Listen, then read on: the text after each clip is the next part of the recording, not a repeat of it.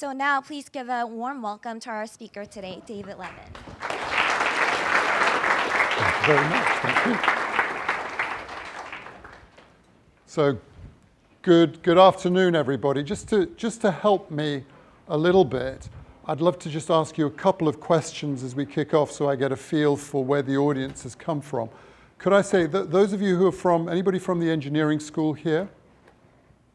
Okay, that's pretty great. Anybody from the business school here? Fantastic. So kind of 50-50. And a graduate as opposed to a graduate group? Okay. Wonderful. Okay. So it's really exciting to be here, and it's a real privilege to have a chance to share some observations with you all. I'd like to take a couple of threads and sort of develop them through the course of this. I called this talk, talking about the soul and at the same time going digital. And that to me has been the essence of the challenge that we've been involved with, which was rediscovering our raison d'etre, rediscovering what makes us a company that has purpose and passion, and at the same time, how do we rebuild a business model? So that'll be the sort of the broad thrust of what we talk, and I'm joined here by a number of colleagues. I'm not going to call them all out, but I will call out Stephen Laster, who'll put his hand up. Stephen is my partner in crime, and we'll talk about what he's been doing with us, and he runs our whole development team worldwide. Let me start and go back. 1888, an important year in this campus, because it was your creation. It also happens to be the year that McGraw bought the Journal of Railways that was the foundation of McGraw-Hill, sort of weird parallel. And pan forward, you have the development of a company which, quite frankly, was extraordinary, very successful. And then in 2013, McGraw-Hill Education was sold because it had run out of road. A group of activist investors became involved with the parent company and said, basically, that education business you've got sells textbooks, get rid of it, get out of it. And McGraw-Hill, as was then, as is now Standard & Poor's, sold the business. And a group of investors bought it, and that was a moment of real profound impact and change in the future and the history and the trajectory of our business. And it marks a real turning point, an important turning point. Crucial thing to making change is to having a reason to change. And that'll be a big theme of this conversation. I was first called about this job shortly after that takeover. And I'll put it into context. I'd gone for a walk, a hike actually, a 100-mile hike with my then middle son, 17 years old. And each day we were doing sort of 15 to 20 miles in beautiful wilderness. And it's a special age, 17. Everything's about to begin to happen. And I was filling him up with all that a father can give as far as follow your heart, follow your passion, really go for it. And on our second day on this walk, my son said, "Dad, turn it down. I've heard you. You've had this thing for a while. 2 days. You've got another 5 days to go. But I'm going to ask you a question. When you go to your office every day, do you feel the passion that you're telling me to seek?" He asked me that question. I'd been running a public company for 8 years, happily ensconced in a nice job as a CEO, and it gave me cause to pause. We reached our night stop. It was a pub in a rather remote corner of the English coastline, and I picked up on a payphone, because this was completely out of mobile coverage. I called the chairman of the company and I said, "I'm resigning." And a couple of weeks later, the phone went, and it was a headhunter who said, "David, by the way, public company, you resign, it's going to take a while. I didn't just call the chairman and say, I'm walking. I said, I'm giving you a year's notice so that she would have a good chance to get the succession. Pan forward a couple of weeks, the phone goes, somebody says, I've got the perfect job. Fits your values, fits your, everything about you. You've done a little while in educational publishing, you've done some time in software. This is the perfect thing and you really care. And they talk and they talk and they talk. I said, what's the company? And they said, well, I can't tell you. Secret. So I said, well, I can't tell you. A couple of weeks later, they say, look, we've now been cleared to tell you. It's McGraw-Hill Education. And I said, this is a really easy conversation. I have zero interest in that company. It's got a broken business model. It's about as antithetical to the sector in which it works as you could imagine. And man, I'd like to get back to growth, not dealing with managing a retreat. And at that point, the headhunter said, you're being a little bit hasty. I'd revealed by that point that I was changing job. They said, come out and meet some of the people. And I came to Boston and I had an amazing weekend with Stephen. And we kind of interviewed one another. And the subject really was, can we make it? Do we make it together? Is the software architecturally going to be capable of doing what this thing is? And can we really redefine and rediscover the mojo of education? At the end of the weekend, I moved from being not interested to thinking this was the job that I had to have. And I'm really pleased that Stephen's here with me now on this journey. But you've probably heard from this accent that I'm not from these parts. You probably worked that out. It's a graduate group, elite university. So I thought what I'd do is I'd tell you a little bit about me because that will fill in a little bit of the context for this. And where better to start? That's me at 18.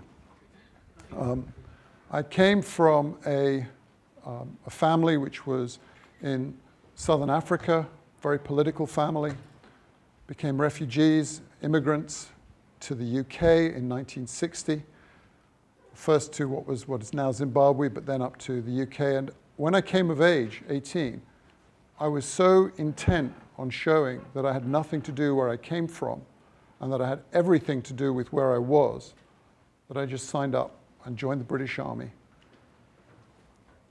Obviously tried not to be 18 by growing a moustache. And the purpose for me was to take root, to prove that I belonged where I had moved to. And also, of course, given that I came from a left-wing family which was focused on human rights, to do the most difficult thing I possibly could to my parents. Pan forward a few years. That's 25. I'm at Graduate School of Business in Stanford. Key lesson to the guys in the room: when you have hair, take advantage of it.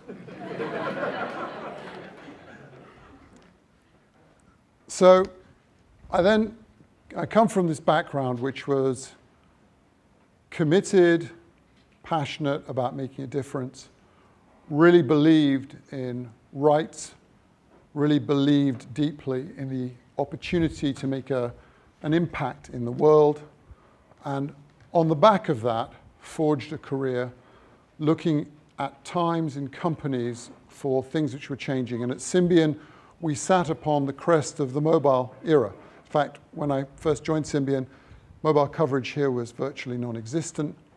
We sat debating in a room, sort of the single best moment that I have of the technology revolution was having a discussion about the protocols for sharing photos across mobile phones in an era when they were the size of a brick and the screen was tiny, and nobody could imagine why anybody would want to share a photo. So we set the standards. We moved from nothing to the first 100 million phones, and that was pretty exciting. Things moved on. Apple came. I'd got out, luckily, just before that. But the crucial thing that I took away was that you can make a massive difference by harnessing the power of software in service of content in every form. So here I am inside of McGraw-Hill Education.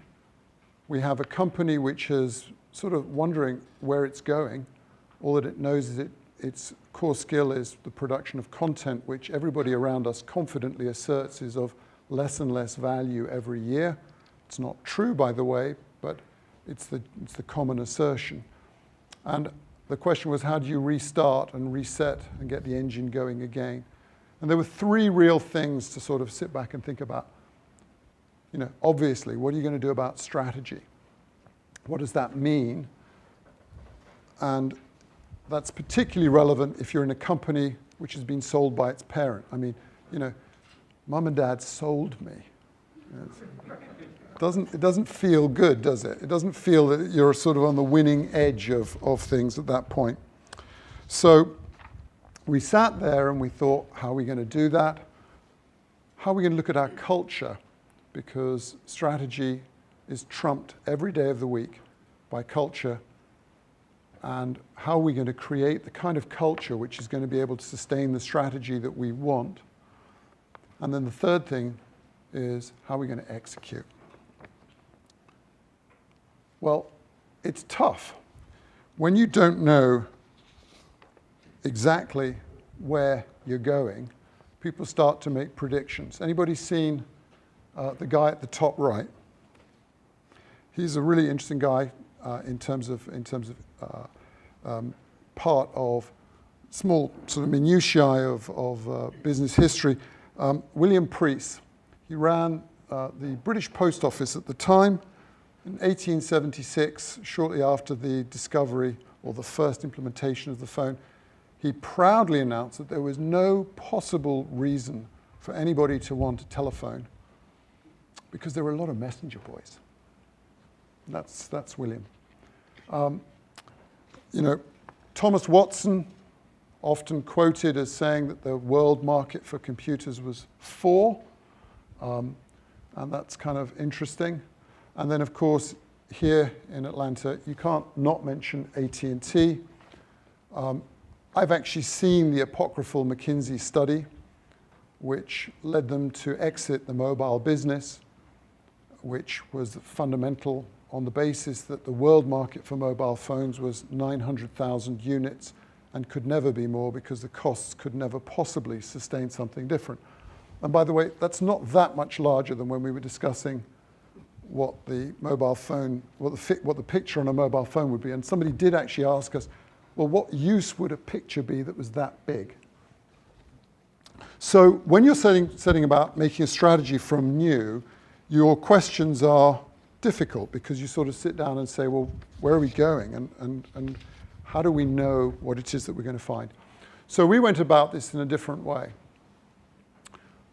We said the heart of our business is actually fairly straightforward. We are involved in touching people and changing lives. And we as a business need to acknowledge that we've lost sight of that. So we better go and find it. So the leadership team, to start with, came with me on a journey, and we chose, in this context, India, because it posed the greatest number of challenges to us. We had an incredible immersion in education in India, going to elite schools, the IITs, phenomenal sort of generators of intellect, and at the same time dealing with classrooms where kids sit 2 and 3 to a desk, 50 to 100 in a classroom, and frankly, the teacher could even be asleep at the front. And we used that week to get to know one another, but also to reset the values of our business. And the fact, not only that the leadership team went out, but the fact that we were all known to go and do that caused quite a ripple in the company. And people said, wow, okay, this is kind of for real. We're really doing something. But rediscovering your soul, which this was a big part of, is only relevant if you can then connect that to something deeper. And the wonderful thing about the world of education is there are some very deep things that one can reconnect with. Starting in the 1970s, a guy called Benjamin Bloom started to do some great research. He's an educational psychologist here in the States, who started to do some very deep research on how people learn. And he developed the concept of mastery learning, which was articulated in a series of papers through the 1970s and into the 1980s. That curve there, all of you have been on a curve at some point. That traditional curve there, that red curve in the middle, is the way the experience of students in most lecture theatres, not typically in an elite school like this, but that there's a top, a middle, and a bottom spread out across the range. And you'll have professors and teachers tell you pretty regularly, I'm fitting to the curve. You're at the top, you're at the bottom, so on and so forth.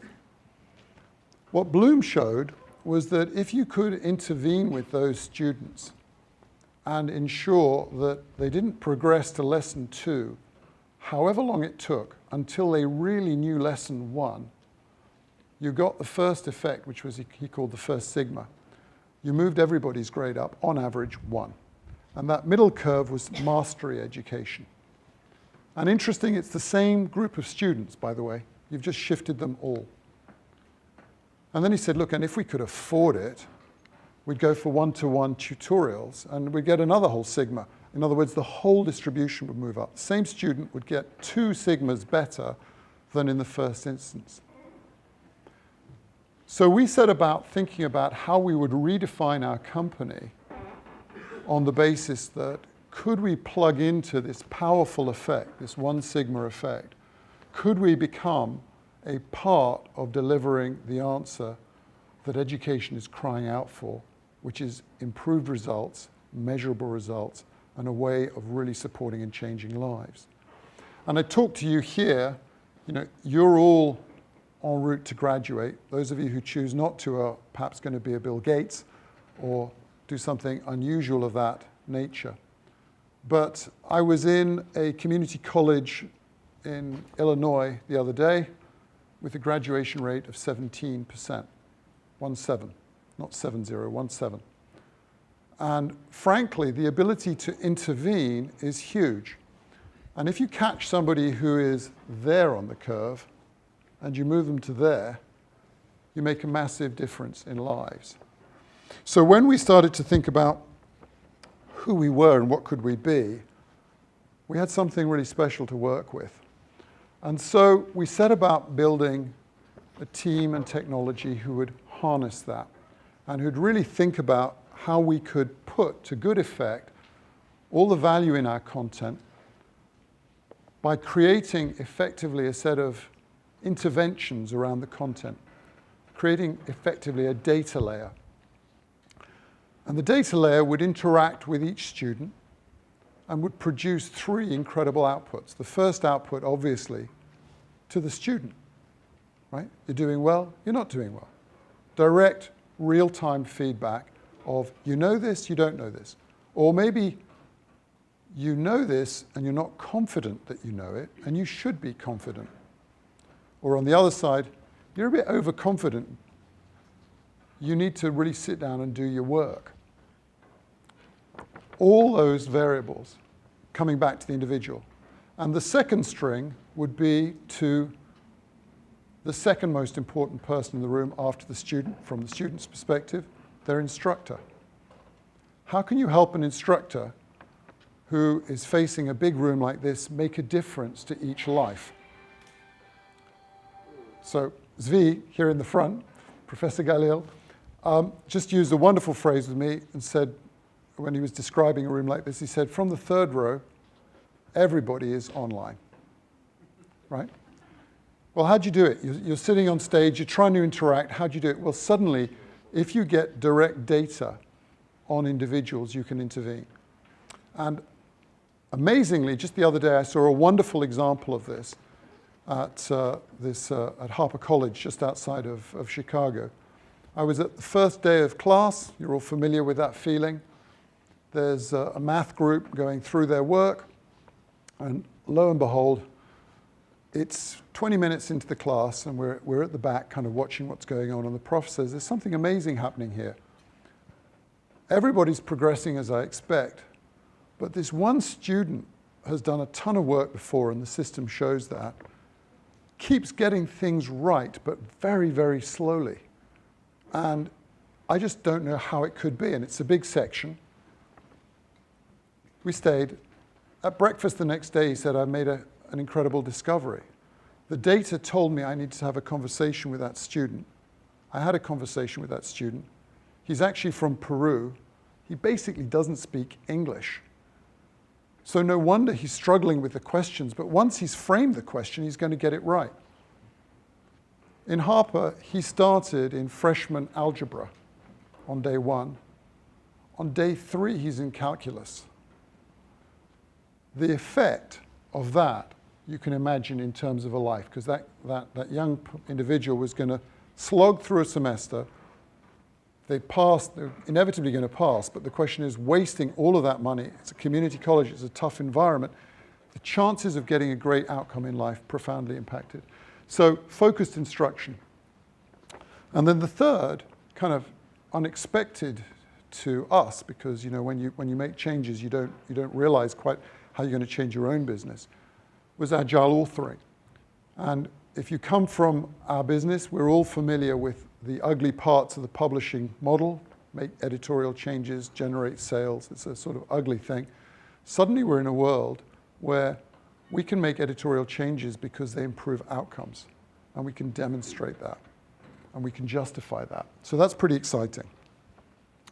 So we then sort of set about saying, well, what is it that we are, and how can we fulfill that promise? Learning science was what the broad subject is. How do we stay true to our soul, which was content and pedagogy, and add to that this layer of technology and drive student success? And there are a number of steps that we took on the way. Reality is, whatever you say, whatever your marketing spiel is, the question is, do you walk the walk? Is it real? Is there substance here? So for us, the Digital Products Group, the group that Stephen leads, was formed as we span out of McGraw-Hill. And there were 200 people who were loosely called engineers, and I do say loosely. They kind of, at some point, did some software of one sort or another. Now we have just on 500 real engineers. We built a development lab in Seattle. Why? Because we keep finding people who used to work for Amazon who say, I am fed up, man. I've done 3 years of optimizing a buy button, and we would love to do something that is worthwhile. And we give them something worthwhile to do. And we built our other biggest lab in Boston. We've doubled the spend, loosely. Loosely because it's more than double. And on the way, we said, benefit of being a latecomer to making a digital transition is that you don't have a big code base. So we wanted to jumpstart the process. We found a couple core bits of technology that we wanted, and we bought them. And that's kind of been the journey. But then the other part is, what does that mean? What does that feel like on the inside? How do you run a business when you change literally every metric as you go? Easy thing to do is, you're going to become a digital business. You might want to think about, what is uptime? Well, if you come from the book business, can anybody tell me what the uptime is if you sell books? It's perfect, right? Your book's always, you never had to think about it. So we had some guys who were in a small little bespoke data center who were doing their very best. And they were very proud that it was 97%, which translates, by the way, to the fact that only on 10 days a month was there a disruption. Well, we're in a different world now, where across the macro level, any sort of quiver is noticed and dealt with, and it's just a different equation. And pretty much every metric that we look at is moving. But we're still doing the old business alongside of the new business, and that's kind of an interesting challenge to have as we go through that. And at the same time, you've got the challenge of your people. you want to plug into all the valuable DNA that forms the soul of a business. You want to link it to the purpose and mission that is out there, that is intent, that is something that you can harness, that actually makes people get up.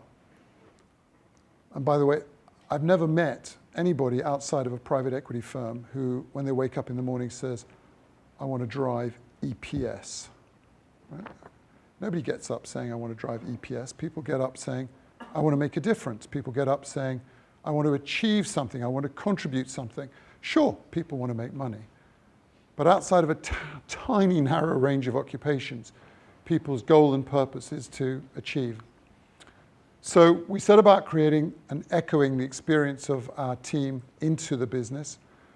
And the experience that Stephen and I had in India, we now replicate internally with great big squads of our people going out to not-for-profits, engaging with education, really plugging us back into the world of our soul so that we're really in a good place to go. And that's the impact that we're trying to have. We're really proud to be here. Thank you very much to the school for inviting me and to inviting my colleagues. And we're very happy to answer, I'm very happy to answer questions, but I'll try and direct any to my colleagues there. Thank you.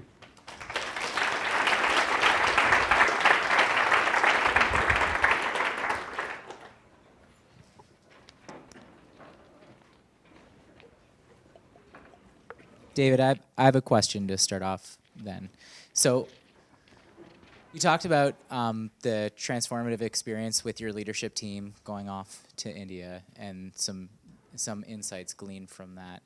And a lot of data analytics, insight through data, helping you inform what content you need to create, and also learning. So the question I have is, can you just kind of share with us any kind of cultural differences that you've been able to appreciate in terms of how people learn, if there is any?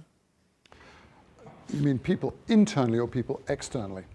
So I think that the two, I'll answer both, right? Sure. So in the classroom, one of the biggest challenges and opportunities is you've got faculty and teachers in K-12 and higher ed who have been, who, when the door shuts, they're alone. And they get to be very good at what they do. And suddenly you're saying to them, hey, you can do something differently. You can inform your education with a piece of data. And I think that can be quite challenging. And at the same time, it's very exciting. So how you balance that excitement and that challenge is one thing for them. And secondly is formative feedback. We've all grown up in summative assessment worlds where you put your head down, you work for the year, and then you do this exam which has some kind of consequence. The idea that you're going to be on this constant treadmill of feedback which is going to make a difference is quite difficult for a lot of people. It's quite difficult, and that's a legitimate concern. It's hugely powerful to drive outcomes and change behaviors. That's the way you change behaviors. You don't change behaviors by saying you've gone away for the summer, here's your results from 3 months ago, good luck. So a lot of changes, and that's internal as well as external.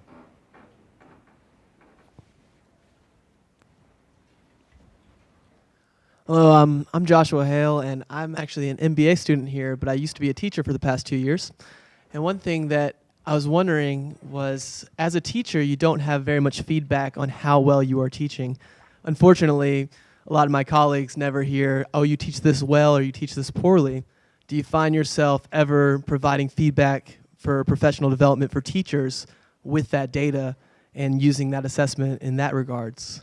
Yeah, so there's a huge positive potential to harness that, to support teachers in their development, to say what works. And by and large, I mean, Josh, credit to you for your experience and what you did, but I bet you were surrounded by people who actually wanted to do things right and wanted to do things better. And they live in a world where there's very little give back, right? The door shuts, you're on your own, and an hour later another bunch come in, right? So suddenly to be in a place where you can say, I can measure improvement. So there's a wonderful, there's a professor I was with the other day who's in UT Austin, who teaches chemistry, who teaches a section of 500. And he describes how basically for 20 years of his career, chemistry is hard. The question is, can you find the top 15% who are going to be pre-med? And that's where the energy is. He's completely changed his modality. He uses a ton of data. He has 20, I think they're rather poor TAs. They're really high quality, but they have a tough life because this professor every week is setting them a long list of to-dos for each of the students in the subgroup. And last year he gave 300 A's to a section of 500. And the university said, is there something wrong? Is this grade inflation? And they did an assessment. They said, actually, it's the strongest cohort we've ever produced. And it was just that bloom effect. And that was all because of him being empowered by data.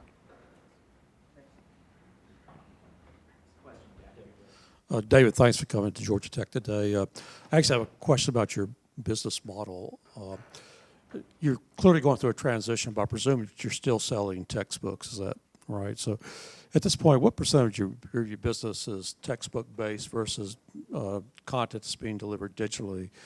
Also, do you have these aspirations in terms of the pace that you plan to take the business where the majority of the content will be delivered digitally? And I guess the second part of the question is, have you all thought through different types of pricing models in terms of Great question. World, rather than the purchase of the textbook, what other types of models are you looking at to reduce the costs for students? Yeah, great question and an important one. In the first half of this year, 63% of our revenue was software-based. 37% was print. So 63 was digital. And if you looked 5 years ago, it was 75, 80% digital, and whatever was print was, or whatever, sorry, 75, 80% print, but whatever was digital was kind of an add-on. We ascribed revenue to it, but it wasn't fundamental to the course, whereas now the digital that's sold is real digital. So we've had to look at the business model hugely. And the question of affordability and equity is very paramount to it. So what we started to do is we said, how do we, when you're an incumbent, how do you disintermediate your own business model? And starting last September, we actually said to everybody who went digital, we made a very straightforward commitment. If you went and bought the digital license, which is, call it somewhere between, depending on the product, but between 80 and $100 for between 1 and 2 years, depending on the course. That's the in price. That includes a ton of all the adaptive software, all the personalization, all the homework tools, all of that. And of course, it has a free ebook, which you can print out. But if you want us, we will actually print a loose leaf book and mail it to you for $25, depending on the course. 25 for most courses, but it does go up to 40 for some. So the all-in is, the most that you could spend directly is about 130, 140 bucks. On average, it does vary by course. The traditional textbook model, of course, we don't govern the price that comes out of the college bookstore, nor Amazon. So we're just looking at that and saying, well, why would anybody spend $200 and something? So we're actively trying to promote and drive usage towards digital for that reason. We think there's a lot of steps on the way as we change that business model, which are important, because the real thing we want to do is sell a better outcome. If we can show people that you're going to do better, that actually dwarfs any gain from the $10 saving. And I was in CUNY, City University of New York, at an activation yesterday morning. And it was really interesting because they could get the whole course in class through the online system for $120. And a number of them had bought it downstairs in the bookstore for $230. So, this is an unusual thing. And I think what you point to is an important subject. It's like you think about the EpiPen and the drug companies. How did they make themselves sort of citizens of evil? Well, I think the publishers had walked themselves pretty much into a very similar place. And we're trying as hard as we can to move to a place which says we want to deliver great value to the students. We want to deliver great product to that and outcomes and deal with affordability. But it's an important question. Would you say the future of books, will it go to zero? Or No.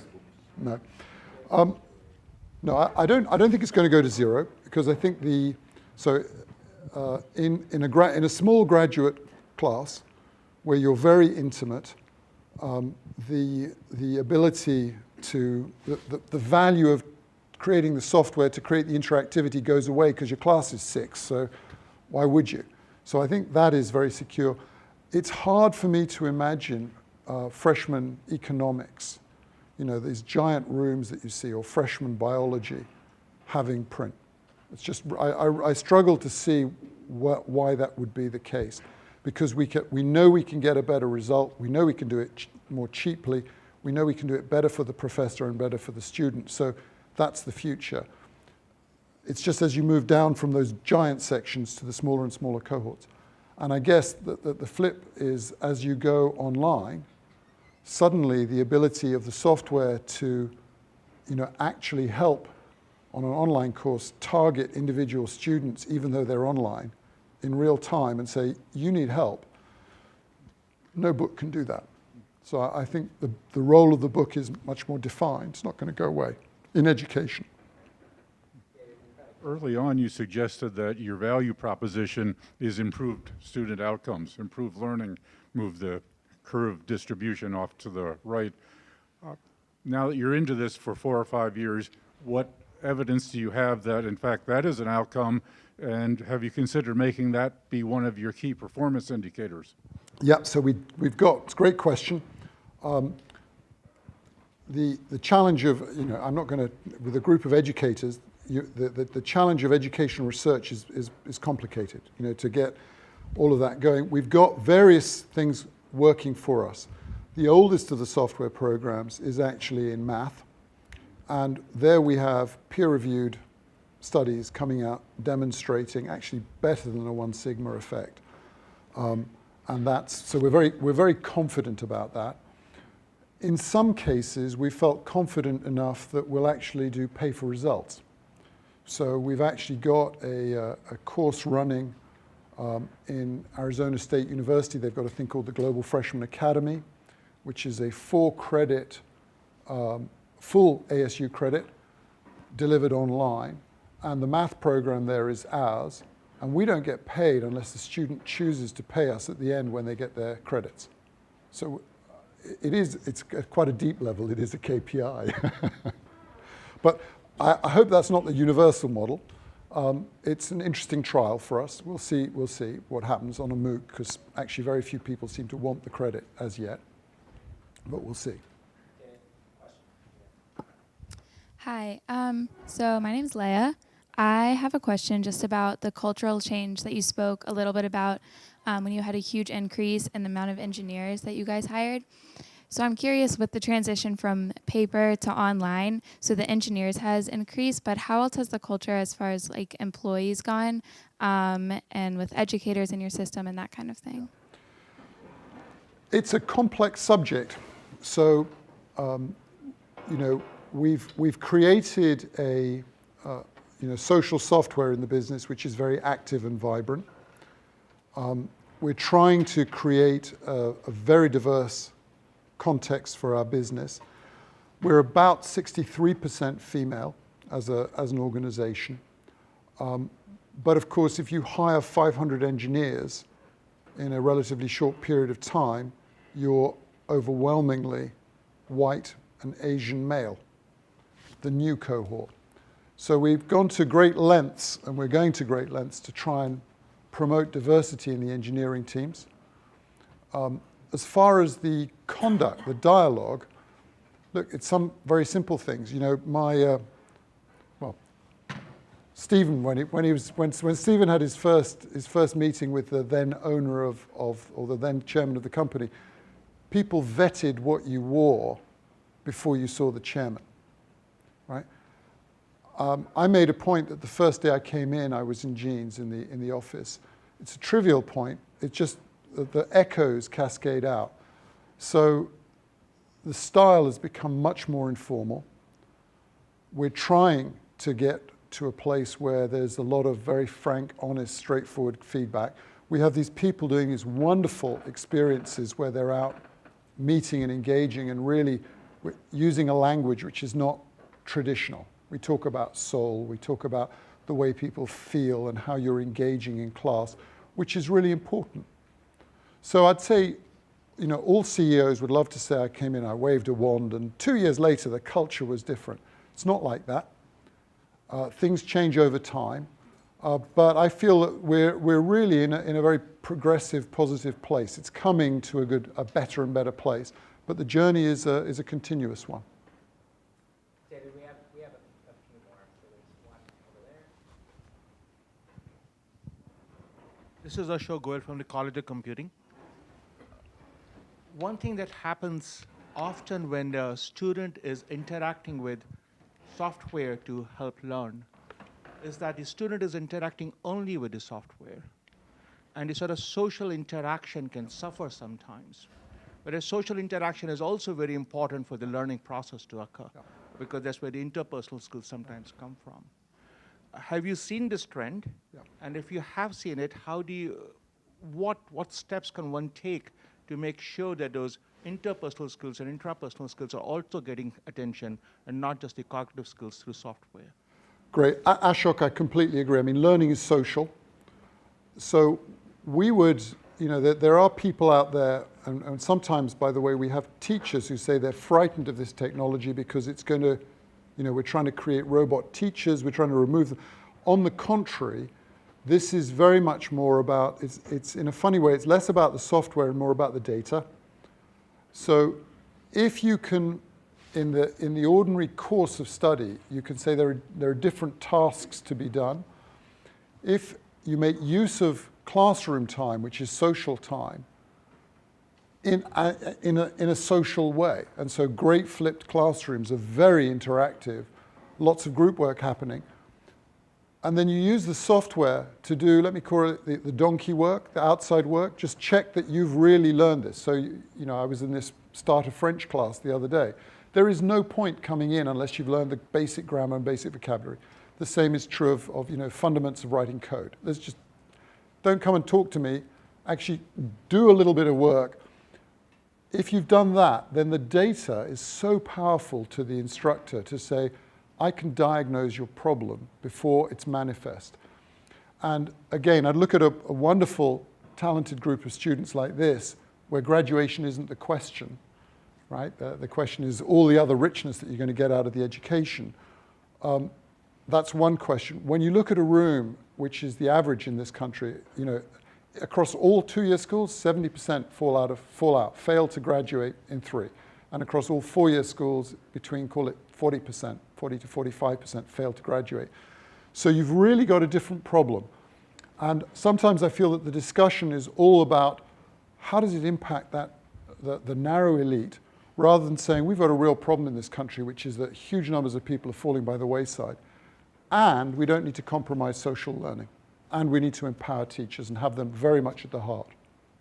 But great, I think it's the biggest issue. And I know that there are people out there saying we can, particularly in K-12, we'll just have a teacher, just have a robot.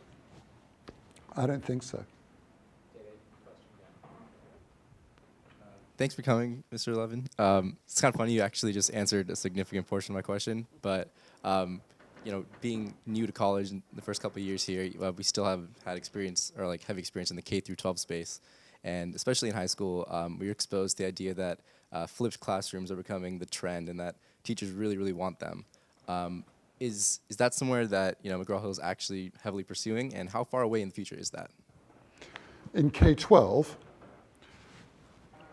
well, there are 100,000 individual districts in this country, and each of those is effectively funded distinctly. And within each district, there's tremendous principles of equity, but across districts, there isn't. So what you've got in the country is you've got a profile of the front end, which operates and has got nothing in common with what's going on at the back end. So there is a growing digital divide as a result. Absolutely, we're seeing in well-equipped, well-funded environments, lots of flipping of classrooms happening, teachers getting the right PD, but that's the minority position. It's a tiny part. Across K-12 generally, if you're thinking about the intervention of technology, you don't have robust Wi-Fi everywhere. You don't have, for reasons of equity, everybody's got a device, and oftentimes they can't sustain it. So it's a very, very mixed picture. But the only certain thing is each year there's a bit more. And we use higher ed as a much better exemplar of that because, now that we are, in that first half, 63% digital, we're already aware that higher ed has already made the jump, and I think it will spread to K-12. Michael? Hi. I am a current intern at a STEAM-based charter school that's in the Atlanta area. And this past month, we just unrolled our PBL, project-based learning projects for all grade levels in the school. And I want to know what part, if any at all, is McGraw-Hill playing in the PBL movement and trying to transition to more projects in the classroom? Yeah. So if in K-12, there's a huge amount of effort to create curricula which give the opportunity for teachers to create project-based work. So the idea of the teacher, the sage on the stage, everybody listens, that's basically, it's so quickly changing. So what you're doing is, again, I'd say it's front of the wave. And there's a great piece by Arnie Duncan on the best of the charter movement that he published in The Atlantic. I think it could have been even this week. We think that the provision of richer curriculum in K-12 is really important. And so every program we sell in K-12 is no longer a textbook. It's a digital with a print manifestation. So if you take a history book, which is, call it 600 pages in K-12, behind that will be, not the pages, but the equivalent of 6,000 objects, which could include videos. So you want, whatever the subject is, you've created a library, an archive, a curated archive, which allows for much richer intervention and interaction with the students. That's part one. Part two is we made a decision that the way we'd treat curriculum is we'd say that, we'd move from a world where we wrote once and thought that we would do everything, to a world where we say we're a part of an ecosystem. So we're trying to build in, Stephen and the team, the APIs and hooks to allow us to add third-party content and have it still run through the analytics and the data, which would mean that for project-based work, people could, a particular teacher who's got a particular special subject could build something and have it run into the software. So we think that's definitely the wave of the future, and kudos to you and your school.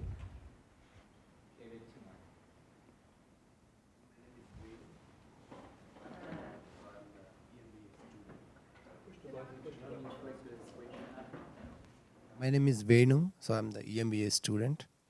So I want to know, when you transform from print to the digital, what are the major challenges you faced? Within the organization or?